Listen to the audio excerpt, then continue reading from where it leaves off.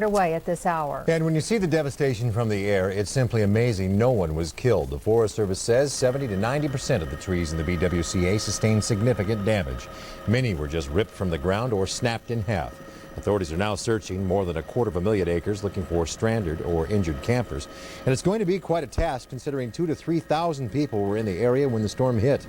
KARE 11's Dennis Stauffer has been following this story, and he joins us now from Ely with some incredible stories of survival. Dennis? Now, Paul and Pat, this that you see behind me is exactly the kind of pristine wilderness that folks associate with the Boundary Waters. It's what draws people here. But in just a few minutes, nature turned from beautiful to terrifying, putting many in grave fear for their lives. We're all glad to be alive.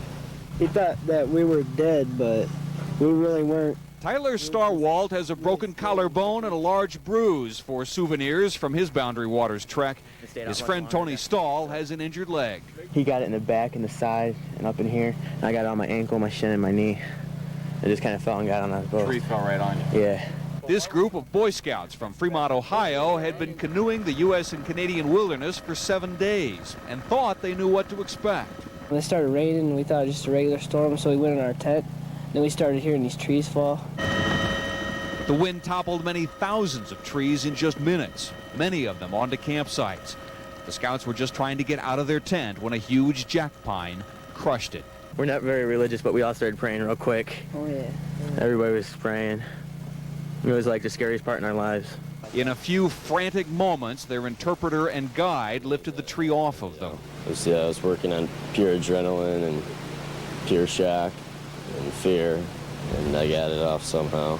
The group huddled in the wind and rain without shirt or shoes for another 25 minutes. They lost nearly everything but their canoes and sleeping bags.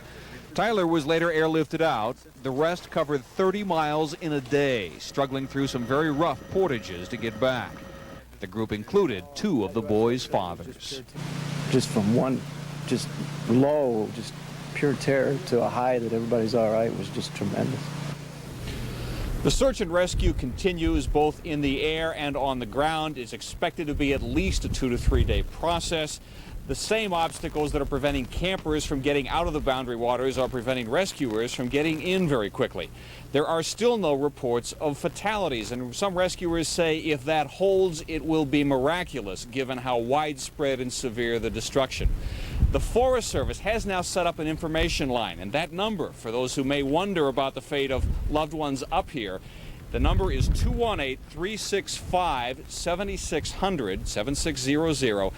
But the information is limited. They have not been able to compile a list of names. All they have is the status of various lakes and campsites that have been checked. So if someone's tempted to call, it needs to be someone you know quite a bit about, including exactly where they were going when they came up here. Paul and Pat? And Dennis, they're saying these were just 80-mile-per-hour straight line winds, only 80 miles an hour?